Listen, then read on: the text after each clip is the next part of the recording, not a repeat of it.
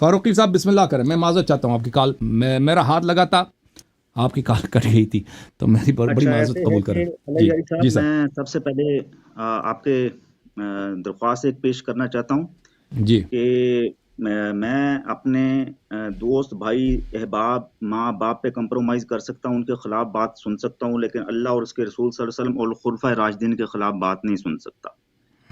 تو میں نے آپ کے بہت سارے پروگرام دیکھے ہیں, مجھے انتہائی افسوس سے یہ بات کہنی پڑتی ہے کہ دیکھیں جنہوں نے اپنے اتنے جلیل القدر صحابہ جنہوں نے نبی پاک صلی اللہ علیہ وسلم کے ساتھ زندگی گزاری ہو, ان کے پیچھے نماز پڑھی ہو اور ان کی پوری جو زندگی خلافت کی ہے اس میں ایک نماز بھی قضا نہیں ہو, ایک انچ کیا ایک مائکرو میٹر بھی پیچھے نہ ہوئے ہوں, آپ ان کو عمر, ابو بکر, عثمان, چلیں آپ ابو بکر صاحب کہہ لیں, عمر صاحب کہہ لیں, عثمان صاحب کہہ لیں, لیکن اس حد تک تو نہ جائیں نا. صاحب کہہ دیں, چلے صاحب کہتے ہیں اور مزید بولیں, ابو بکر صاحب, عمر صاحب. یہ آپ ادب و اداب اور تعظیم و تکریم کا دامن نہ چھوڑیں پلیز. اوکے مزید بولیں.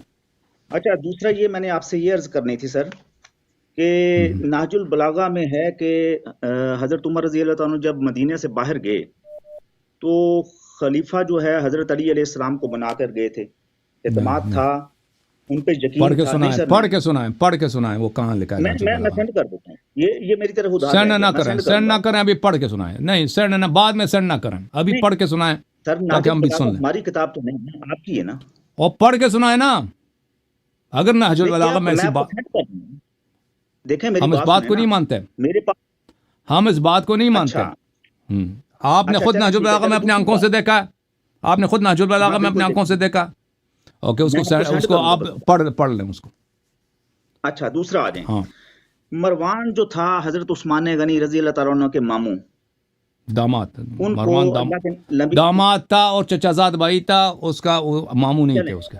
چلے میں غلطی پہ ہوں, اس کو باہر نکال دیا تھا اللہ کے نبی صلی اللہ علیہ وسلم نے, ایسے ہی نا؟ نہیں, وہ مروان کے والد کو, الحکم ابن ابی العاص کو, وہ مروان اور مروان کے والد کو نکالا تھا, وہ چچاتے ماموں نہیں تھے. جی, الحکم ابن ابی العاص کے چچاتے. جب عثمان غنی رضی اللہ تعالیٰ نے فرمایا کہ عمر ان کو واپس مدینے میں بلا لو, تو انہوں نے کہا کہ میں اللہ کے نبی صلی اللہ علیہ وسلم سے یہ سنا ہے اور انہوں نے خود نکالا, میں لہٰذا ان کی بات کو نہیں ٹال سکتا, میں ان کو واپس نہیں بلاؤں گا. چاہتے, اقتدار تھا, خلافت تھی, سب کچھ تھا, وہ عثمان غنی رضی اللہ عنہ کی بات مان کے ان کو بلا سکتے تھے. تائید کی بات کر رہا ہوں نا آپ کی. تو عرض یہ ہے کہ یہ انہوں نے کوئی, دیکھیں وہ اس کا رشتہ دار تھوڑی تھا, عمر کا نہیں, عمر صاحب کا اور ابو بکر صاحب کا اس میں کوئی منفعت نہیں تھا. دیکھیں کہ حکم کو طائف میں وہ جلا وطن کر دیا تھا پیغمبر صلی اللہ علیہ وسلم, اس کو واپس بلا دیں. تو ابھی پیغمبر صلی اللہ علیہ وسلم نئے بھی دنیا سے گئے تھے, تو یہ عثمان صاحب آ کے اس کی سفارش کر رہے ہیں. وہ شخص الحکم ابن ابی العاص جس کو رسول پاک صلی اللہ علیہ وسلم نے لعنت کیا تھا, اور جو رسول پاک صلی اللہ علیہ وسلم کا دشمن تھا, اور پیغمبر صلی اللہ علیہ وسلم کا تمسخر اڑاتا تھا, مذاق اڑاتا تھا اور نقل اتارتا تھا. ایک دن وہ نقل اڑاتے اپنا منہ پیچھے آتے تھے نا, پیغمبر صلی اللہ علیہ وسلم چلتے تھے, تو یہ نبی صلی اللہ علیہ وآلہ وسلم کا منہ ٹیڑھا کر کے نقل اتار رہا تھا. تو پیغمبر صلی اللہ علیہ وسلم نے اچانک اس کی طرف دیکھا, تو اسی حالت میں دیکھا, تو پیغمبر صلی اللہ علیہ وسلم نے فرمایا تو اسی طرح رہے, یہ ان کے اعجاز میں سے. پر حکم کا منہ ہمیشہ ٹیڑھا رہا, وہ چپکلی کی طرح, کیونکہ وہ چپکلی کا پیغمبر بے احترامی کی وجہ سے. پھر رسول پاک صلی اللہ علیہ وسلم نے اس کو مدینے سے نکال دیا, جلا وطن کر دیا طائف. تو ابو بکر صاحب کی خلافت میں عثمان صاحب آئے اور کہا کہ یہ میرے چچا ہیں, اس کو واپس کیا جائے, تو انہوں نے ان کی سفارش نہیں مانی. پھر عمر صاحب کی خلافت میں پھر انہوں نے سفارش کی کہ میرے چچا کو واپس بلایا جائے, تو انہوں نے اس کی سفارش نہیں مانی. اگر آپ کہتے ہیں کہ انہوں نے بڑا احسان کیا ہے, یہ کوئی احسان نہیں تھا, کیونکہ اس میں کوئی سیاسی منفعت نہیں تھی. ابو بکر اور عمر صاحبان کی اس میں کوئی سیاسی منفعت, دنیائی منفعت نہیں ہے, کیونکہ الحکم سے ان کے کوئی رشتہ داری ہی نہیں ہے. رشتہ داری کس کی ہے؟ عثمان صاحب کی ہے. تو عثمان صاحب جب خلیفہ بنے تو پہلا کام انہوں نے یہی کیا کہ الحکم ابن ابی العاص کو واپس مدینہ لائیں. ان کے بیٹے کو انہوں نے اپنا وزیر اعظم بنایا اور کمانڈر ان چیف بنایا, اور بیت المال کا چیف بنایا. پورا اپنی خلافت انہی کے ہاتھ میں دی ہے. تو یہ انہوں نے کوئی تو ان کا یہ کوئی احسان نہیں ہے, کیونکہ اس کا کوئی فائدہ ہے. اس کا دیکھیں, اس کا کھل کر اگر وہ پیغمبر صلی اللہ علیہ وسلم کی مخالفت نہیں کرتا تو یہ اس کی منفعت میں ہے, اور اس کو اگر واپس لے کے آتا اس میں اس کی کیا فائدہ ہے, اس کا کوئی فائدہ ہی نہیں ہے. تو ایسا اگر اس نے بات نہیں مانی ہے, صرف عثمان صاحب کی سفارش نہیں مانی تو اس کے کوئی تقوی ایمان پہ دلالت نہیں کرتا، کیونکہ وہ اس کے لیے کوئی فائدہ مند چیز تھی نہیں. اس کے بعد اگر اس کا فائدہ ہوتا تو آپ کہتے نا اس میں اس کا فائدہ ہی نہیں تھا اس کو لانے کا. عثمان صاحب کے فائدے میں تھا، کیونکہ وہ عثمان صاحب کے چچا تھے، سکا چچا. عفان جو ہے نا، عثمان کہتے ہیں عثمان ابن عفان. عفان جو ہے حکم کا سکا بھائی، ہم ایک ماں ایک باپ سے ہیں، تو اسی لیے اس کو یہ تلے ہوئے تھے کہ ان کو واپس بلایا جائے. جی چلیں آگے چلتے ہیں سر. وہ حضرت عمر رضی اللہ عنہ نہیں بلایا نا، وہ تو انہوں نے تو ان کی نبی پاک صلی اللہ علیہ وسلم کی بات کو اہمیت دی نا. چلیں آگے چلتے ہیں. عثمان صاحب نے تو بلایا نا، عثمان صاحب نے تو بلایا، واپس لایا. پیغمبر صلی اللہ علیہ وسلم کی مخالفت کیا نا. اور دیکھو میں آپ کو ایک حدیث، صحیح حدیث دکھا، ایک منٹ میں ایک صحیح حدیث دکھا دیتا ہوں آپ کو. صحیح حدیث میں آپ کو کتاب لے کے آؤں، ایک منٹ تو انتظار کریں. دیکھیں آپ نے ابھی ادھر آئے ہیں بولیں کہ یہ خلفاء اتنے اچھے تھے، یہ پیغمبر صلی اللہ علیہ وسلم کے پیچھے انہوں نے نماز پڑھی ہے، نماز ان کی قضا نہیں ہوئی. ہاں ابھی میں آپ کو ایک روایت دکھا دیتا ہوں. یہ روایت بہت ساری کتابوں میں ہے. محترم ناظرین، یہ کتاب ہے المستدرک علی الصحیحین للحاکم النیشابوری، جلد نمبر 4، چھاپ دارالکتب العلمیہ، کتاب چھپی ہے سنہ 2002 میں. اس کتاب میں آپ کو لے کے چلتے ہیں صفحہ نمبر 528 میں. یہ ہے صفحہ نمبر 528، حدیث نمبر 8443 8483. اچھا، حدیث صحیح علی شرط شیخین، حدیث نمبر 8483 صحیح علی شرط شیخین. یہ بخاری مسلم کی شرط پہ صحیح ہے. اچھا، ولیکن رسول اللہ صلی اللہ علیہ وآلہ لعن ابا مروان ومروان فی صلبہ فمروان قصص من لعنت اللہ عز وجل. رسول اللہ صلی اللہ علیہ وآلہ وسلم نے مروان کے والد کو یعنی حکم کو اور مروان کو لعنت کیا ہے. رسول پاک صلی اللہ علیہ وآلہ وسلم نے مروان کے والد کو اور مروان کو لعنت کیا اس زمانے میں کہ مروان اس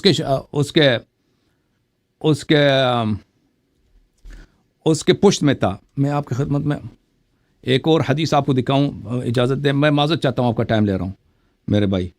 فتح الباری میں کتاب ہے، فتح الباری بشرح صحیح البخاری، جز نمبر 14، چھاپ دارالفکر. اچھا، یہاں پہ آپ کو لے کے چلتے ہیں میرے محترم ناظرین، صفحہ نمبر 395 میں حافظ ابن حجر صاحب کیا فرماتے ہیں. حافظ ابن حجر صفحہ نمبر 395 میں یہ فرماتے ہیں وَلَقَدْ وَرَدَتْ أَحَادِيثُ فِي لَعْنِ الْحَكَمْ وَالِدِ مروان. احادیث، ایک حدیث نہیں، کئی احادیث مروان کے والد جو حکم ہیں ان کی لعنت میں وارد ہوئی ہیں. وما ولد، اور پورے حکم کے نسل پہ آل مروان پہ لعنت وارد ہوئی ہیں.